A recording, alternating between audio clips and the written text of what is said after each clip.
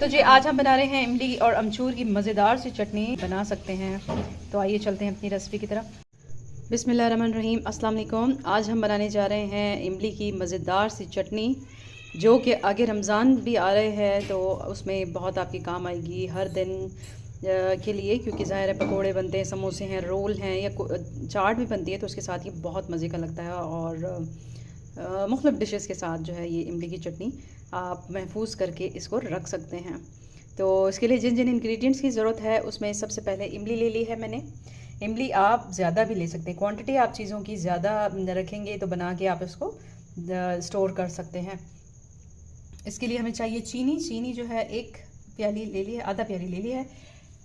1 गिलास पानी ले लिया है। आधा प्याली अमचूर ले लिया है।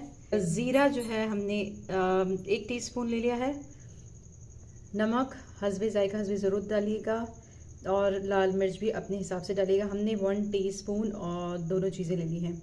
इसके अलावा गुड़ भी जो है हमने ले लिया है। ठीक है, तो आइए स्टार्ट करते हैं अपनी ये मज़ेदार सी रेसिपी, जो कि सबसे पहले एक पैन ले लेंगे और उसमें डालेंगे पानी, जो कि हम ले लेंगे 2 गिलास।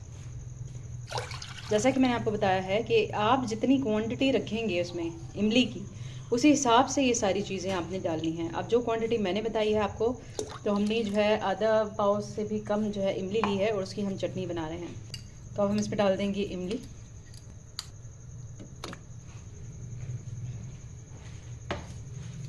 हमने इसको भिगोया हुआ नहीं है, आप चाहें तो भिगो भी सकते हैं। इसी तरह से जो है गुड़, नमक और लाल मिर्च हम डाल देंगे।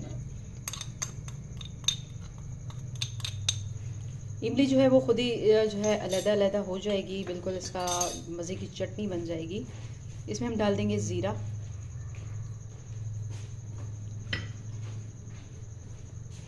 और इसमें डाल देंगे चीनी।